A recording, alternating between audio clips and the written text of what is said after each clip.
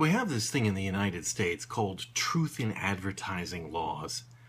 And, well, like all laws, advertisers do everything they possibly can and are very successful in not actually advertising things that aren't technically true. Well, I try to adhere to the spirit of the law, if not the letter of the law. And when I say that this is Tedium Unlimited, I mean, today is gonna be tedious.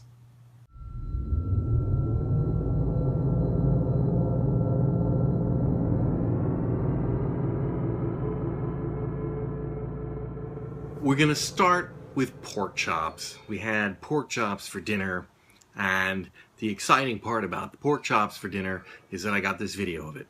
And so it's not just me talking to you the entire time, it's me and these pork chops. Well, that's it for the pork chops. You're stuck with me now. I promised to tell you about Gallifrey 1. I know you thought, oh, surely you told us everything there was to know about Gallifrey 1. Oh no. No. I'm not done with this rant. Recap. 27 years of Gallifrey 1. This is the 27th Gallifrey 1 convention in Los Angeles. I've never been to one before. It is what's called a fan-run convention. Therefore, it is likely to be a non-profit. It's a group of volunteers almost certainly running it. And none of them will ever have any experience running anything, despite the fact that they've probably done this for 26 years. And this is the part that just frustrates the living hell out of me. So let me explain the process for you. Last year they sold out of tickets in 72 minutes. They have about, I think, I may be wrong here, but they have approximately 3,800 tickets available. And I decided I wanted to go this year, so I camped out at the time. Now, people take the day off from work to stay at home when they announce their registration link. Now, this year they just went with, here's your link at a set time. We're going to do it on May the 4th, that Star Wars thing. And at 10 a.m. Pacific time, be there or be square. So everyone was there. And we'll start with the process. I got the link. I clicked on the link within 30 seconds of it going live. Already, it was bogged down. I did, after 3 tries, get to a registration screen. Now, you have to register everyone in your party. That means I have to enter the name and the age. Well, no, they didn't ask for age. And the address and the phone number and badge name. And agree to the terms and conditions. And select from an illogical layout to figure out what type of ticket you want. Do you want an all-weekend ticket, or do you want just a single-day ticket? And then once you do that, then it asks you whether you're talking about for an adult, a teenager, or a child. So I fill in all my information, and I fill in what ticket I want, and then there's a little button at the bottom, and it says add another person. Add another person. You get an entire additional part. The screen expands. That's important. The screen expands, and you have to fill it all in again for the next person. And you have to agree to the terms and conditions, and pick the type of ticket and the whole thing, and then you have to click the little button at the bottom that says add another person, because I got 4 people. And we have to go through that for my daughter, and then click add another person. I got to go through the whole thing for my son. And then you have to go through putting in all your credit card number in a non-standard way. I just point that out because my password safe couldn't handle it the way they did it, because it's like you don't separate first and last name on a credit card thing. You put in the credit card the way it is on the credit. But nonetheless, gone through there, clicked submit or register, and boom, oh, I'm sorry, server's too busy, and it crashed. Which, it's an annoying registration process to begin with, and it crashed, which is even worse. So I hit the back button. Well, what happens when you hit the back button? It takes you back to the form. Clears everything out of the form. So I had to key it all in again. And I'm not happy with this process. I run registration for our summer camp, and I know a thing or two, and I know about computer programs. I know a thing or two about how to design forms and how to design processes so that you don't ask unnecessary or stupid questions or do things in a way that is a barrier to people spending money with you. But this was a barrier. So I get through to it and I hit the end of it and I hit submit, and of course this is server too busy. So I thought, all right, web pages actually hold the buffer. So instead of going back, because I know what a disastrous failure that would be, I hit the refresh. And the refresh pops up and it says, oh, you're going to resubmit your stuff again. I'm thinking, yeah, that's exactly right. Refresh. Server busy. Refresh. Server busy. About 37 times. Now, somewhere in that 37 times, I hopped over and fired up in another window my bank account just to make sure my credit card wasn't being charged over and over and over again. And finally, I hit the point where it started processing. And I thought, ooh, might have gotten in. Now, meantime, what I'm finding out is that everyone else who's trying to do this is getting exactly the same experience with perhaps less or more success doing things. And after 10 minutes of it trying to do the registration, it pops up and says, I'm sorry, registration is closed. Now you hop over on their website or their Facebook. Their website's kind of bogging it down, but their Facebook page is up and they're getting, everyone's complaining. What do you mean it's closed? Are you full, or did you shut it down because it wasn't working? Or this is ridiculous. And people were rightly complaining that registration, they know how many people are registered, they know how fast the people register. They weren't ready. Just plain simple, they were not ready. And then the complaints began. No, my complaints, not their complaints. I'm already complaining. This is unacceptable behavior if you're taking somebody's money. But I will tell you this. I used to be involved in science fiction fandom, and I mean the people who run conventions.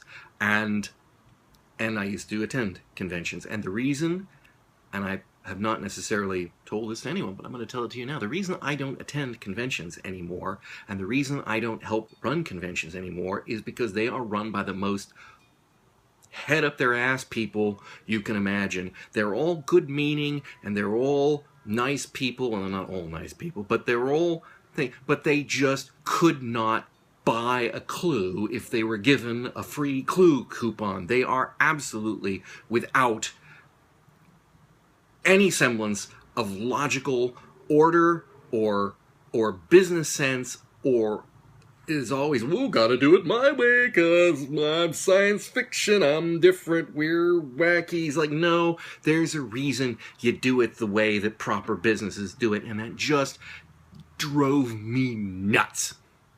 So this is not keying in. Because I'm thinking the biggest fan-run Doctor Who convention in the world should be run professionally. So I'm not happy with this result. But what I'm less happy about is their response, which was to hop on Facebook and say, now we're really, don't yell at us. We were 100% ready. It's just that the payment processor that we use was not ready. Well, I got news for you, Bunky.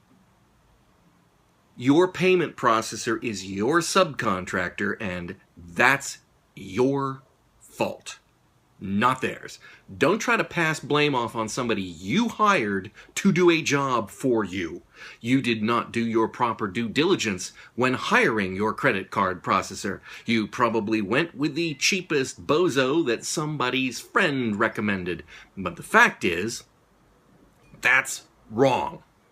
There's a reason you pay for services that work. And the customer will pay more money to get the job done right. I promise you. Registration is not cheap at this convention. It's $90. I'd have paid $100 for them to have a decent registration system. It's not that big of a deal. And if it is that big of a deal, well, there's always somebody else who will not think it's that big of a deal, and you move on. And you just let them not whine. So anyway, they pull this, but it gets worse. Because that's exactly the kind of fandom response that used to irritate me. It's like, oh, not my fault. Just like that. Can't stand that. Can't stand that. And then that, you follow that up with, and we don't think we deserve all this negativity, and if you're gonna be that kind of person, then maybe you don't want to come to our convention, because we're gonna... It's like, oh, have you got stuck up your butt? Are you hurt? Is that what the problem is here? Because you seem butthurt. That's what it seems like. You don't like the fact that you screwed up royally, and everyone's kind of upset that you screwed up royally. Think about this. We have people who have taken the day off from work. We have people who have dedicated their time to try to compensate for your registration system. I think they have a right to be upset. They have more of a right to be upset than I do. If I hadn't gotten them, fine, I wouldn't have gotten them. But the point is, it's ridiculous. So, they posted that, ticked me off even more. Now I really want the opportunity to rip them a new rear end. But they shut it, and what happened was they shut it down, so that because their credit card processor.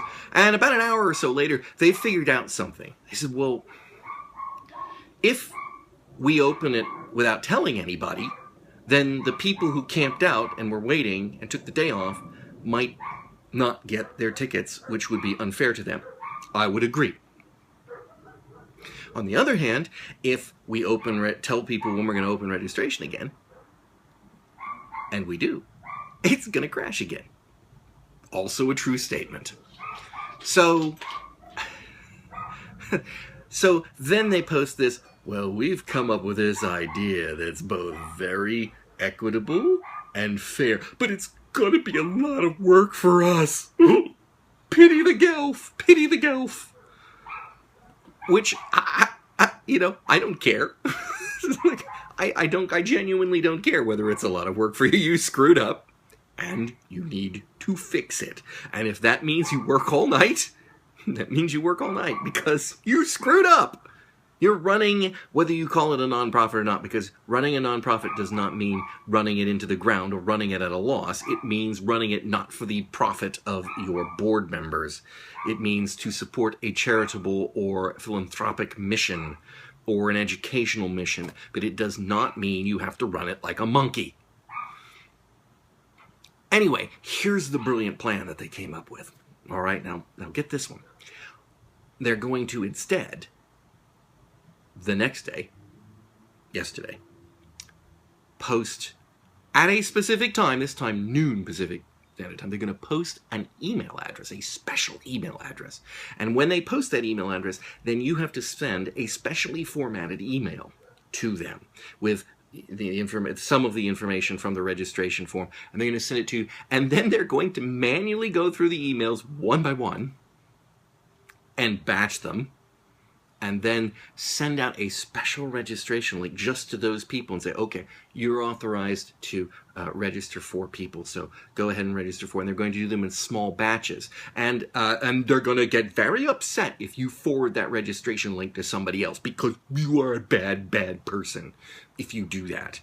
And we might do something to you, like not let you have tickets or something, even though you've done the thing. Anyway, so they did that. Now, I happen to know myself was waiting for it. I was in fact sitting in a car in a parking lot at Quick Trip at my end of lunch hour, because we couldn't get back to the parking lot at the office for lunch. So we pulled into the Quick Trip, and I had the iPad out, and I had everything ready. I had the message set up in Gmail, and so that when that thing came out, bam, off there within 9 seconds. 9 seconds, not bad. I had a friend, I had two other friends who were trying to get tickets, and I know they also got their tickets in within that 10-second window.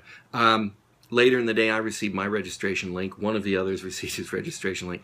And yet, my third friend, Jeff, who was probably ahead of me in submitting, did not get his registration link until today. And so he was going through this fit thing of I'm not going to get tickets, I'm not going to get to go. And it's like, this is a horrific system, and they need to straighten this out. How is that for a 15 flippin' minute rant about the stupidest registration system?